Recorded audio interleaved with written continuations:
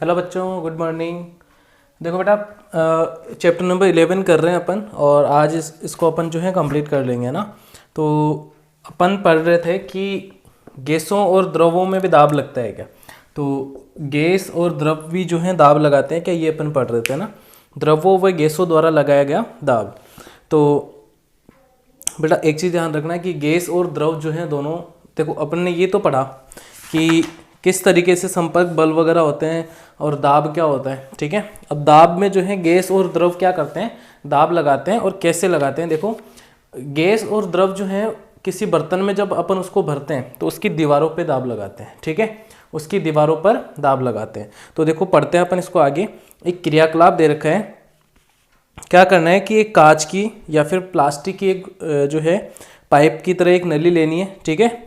और उसमें क्या करना है, उसकी ऊंचाई आपको रखनी है 25 सेंटीमीटर, और उसकी जो व्यास जो है वो रखना है 5 से 7.5 सेंटीमीटर तक। अब इसमें क्या करना है कि इसके नीचे एक रबड़ की सीट लगा देनी है, ठीक है। और इसमें क्या करना है कि धीरे धीरे पानी भरना है आपको।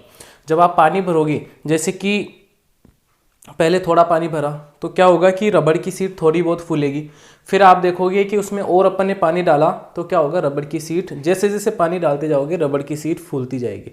इससे ये समझ में आता है कि गैस और द्रव भी क्या करते हैं, मतलब द्रव भी क्या करते हैं, दाब लगाते हैं। ऐसे ही गैसों में होता है, ठीक है। जैसे कि गुब्बारे को आप फुलाते हो तो गुब्बारे की जो मतलब उसकी जो रबड़ की सीट होती है वो फूल जाती है। उसकी दीवारों पर क्या लगता है, दाब लगता है सभी जगहों से, चारों तरफ बराबर दाब लगता है सभी दीवारों पर। तो उससे क्या होता है कि वो गुब्बारा जो है इक्वल या फिर आप बोल सकते हो बराबर फूलता है।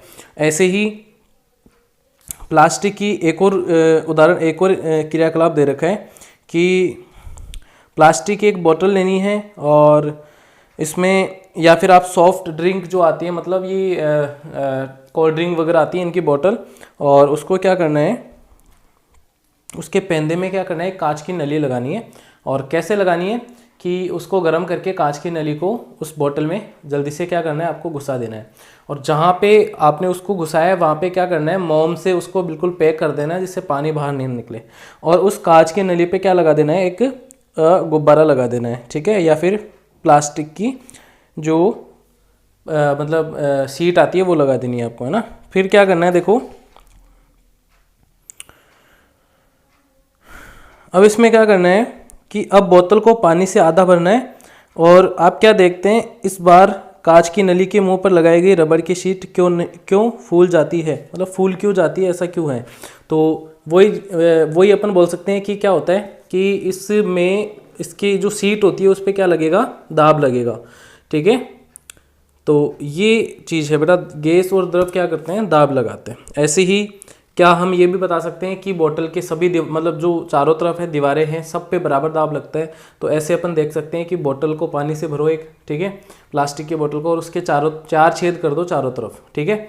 और आप देखते हो कि चारों छेद से जो है पानी बराबर दूरी पे जाके गिरता है। तो इससे अपन ये समझते हैं कि भाई बोतल की सभी दीवारों पर या चारों दिशाओं में बराबर दाब लगता है। पानी जो है बोतल पे बराबर दाब लगाएगा। तो एक चीज़ यहाँ से समझ में आ गई कि एक तो द्रव और गैस दाब लगाते हैं। दूसरी चीज़, जब किसी बर्तन में या फिर किसी बोतल वगैरह में या किसी बर्तन में भरा जाता है तो उसकी दीवारों पर बराबर दाब लगता है गैस व द्रव का, ठीक है। तीसरी चीज़ ये है कि बस यही है, ठीक है। जैसे कि गैस जिस बर्तन में डाली जाती है उसकी दीवारों पर दाब डालती है। तो यही बात है कि सारा कंक्लूजन, सारा जो निष्कर्ष निकला है वो यही चीज़ है कि द्रव और गैस जो है दाब लगाते हैं। द्रव मतलब पानी वगैरह हो गए, और गैस मतलब जैसे कि गैस वगैरह होती हैं, जैसे हाइड्रोजन गैस, ठीक है, ऐसे कार्बन डाइऑक्साइड गैस, ऐसे एलपीजी आप देखते हो, एलपीजी वगैरह। तो ये मतलब लिक्विफाइड पेट्रोलियम गैस ही है, वो भी गैस का एक प्रकार है, ठीक है। तो ऐसे ही बहुत सारी गैसें हैं जो क्या करती हैं, दाब डालती हैं। अब है वायुमंडलीय दाब। वायुमंडलीय दाब क्या होता है, देखो हमारे चारों ओर का वायु का जो आवरण है उसको अपन क्या कहते हैं, वातावरण, ठीक है, या वायुमंडल कहते हैं, ठीक है। तो वायुमंडल में जो वायु है वो क्या करती है, वो भी दाब डालती है। तो इस वायु के कारण लगने वाला दाब जो है उसको अपन क्या कहते हैं बेटा, वायुमंडलीय दाब। इतना क्लियर होना चाहिए, ठीक है। तो वायु द्वारा लगाए गए दाब को क्या कहते हैं, वायुमंडलीय दाब। भाई ये बात आप याद रखोगे, ठीक है। अब देखो इसमें क्या कर रखा है, एक बेलन के शेप, बेलन आता है ना, मतलब लंबाई में ज़्यादा होना चाहिए और गोल, थोड़ा गोल होना चाहिए, जैसे पाइप आता है ना उस तरीके से।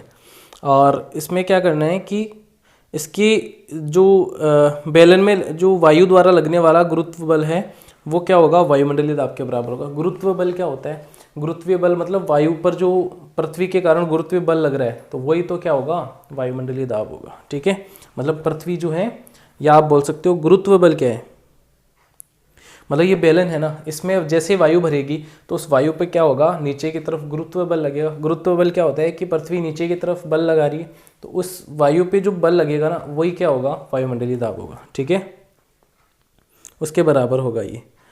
तो इस तरीके से ये सारे एक क्रियाकलाप दे रखा है 11.11, आप खुद पढ़ोगे इसको।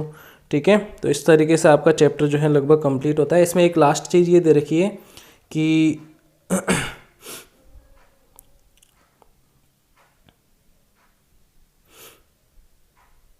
देखो, यदि मेरे सिर का क्षेत्रफल 15 सेंटीमीटर इंटू 15 सेंटीमीटर हो तो मेरे सिर पर वायु द्वारा लगाए गए मतलब दाब कितना लगाएगी, तो ये आपको बल कितना लगा रही है ये आपको ज्ञात करना है। तो इसमें देखो एक चीज़ दे रखी है कि अगर एक 15 सेंटीमीटर इंटू 15 सेंटीमीटर क्षेत्रफल का एक वायु क्षेत्र तथा वायुमंडल की ऊंचाई के बराबर ऊंचाई के स्तंभ में वायु के कारण लगने वाला बल, मतलब एक स्तंभ मतलब क्या हो गया, एक बेलन के आकार का स्तंभ लेना है और उसमें वायु जो बल लगा रही है वो क्या होगा, वो 225 किलोग्राम द्रव्यमान की किसी पिंड पर लगने वाले गुरुत्व बल के बराबर होगा। मतलब वायुमंडल ये दाब जो है मतलब इतना ज़्यादा होता है कि मतलब जिस पे अपन कोई 225 किलोग्राम का एक मतलब कोई भी चीज़ है, पत्थर है 225 किलोग्राम का, ठीक है, इस पे कौन सा बल लग रहा है, गुरुत्वीय बल लग रहा है। ठीक है, इस पे कौन सा बल लग रहा है, गुरुत्वीय बल। अभी मैंने बताया आपको कि पृथ्वी इसको नीचे की तरफ खींच रही है, बल लगा रही है, तो वो गुरुत्वीय बल होगा। ठीक है, तो इस पे जितना गुरुत्वीय बल लगेगा उसके बराबर क्या होगा, उस स्तंभ में वायु द्वारा लगाने वाला दाब होगा। ठीक है, तो ये आपको याद रखनी है भाई। ठीक है, और ऐसे ही अपन बोल सकते हैं कि हमारे ऊपर भी जो है वायुमंडल ये दाब लग रहा है या वायु जो है दाब लगा रही है, तो हम पिचक क्यों नहीं जाते हैं, ऐसा क्यों नहीं होता, क्योंकि हमारे शरीर में भी जो दाब है, शरीर का दाब है वो वायुमंडलीय दाब के बराबर है, इसलिए हमारे पे कोई फर्क नहीं पड़ता है। ठीक है बेटा, ये आपको याद रखना है। तो ये आपका चैप्टर जो है कंप्लीट होता है। ठीक है, क्वेश्चन करेंगे अपन अगली क्लास में। ठीक है, तो याद रखना बेटा ये चीज़, वायुमंडलीय दाब क्या है, संपर्क बल क्या है, असंपर्क बल है। ठीक है, सारी चीज़ें बहुत इंपॉर्टेंट है ना। क्वेश्चन करेंगे अपन अगली क्लास में, तो मिलते हैं अगली क्लास में। Take care, bye bye, have a good day.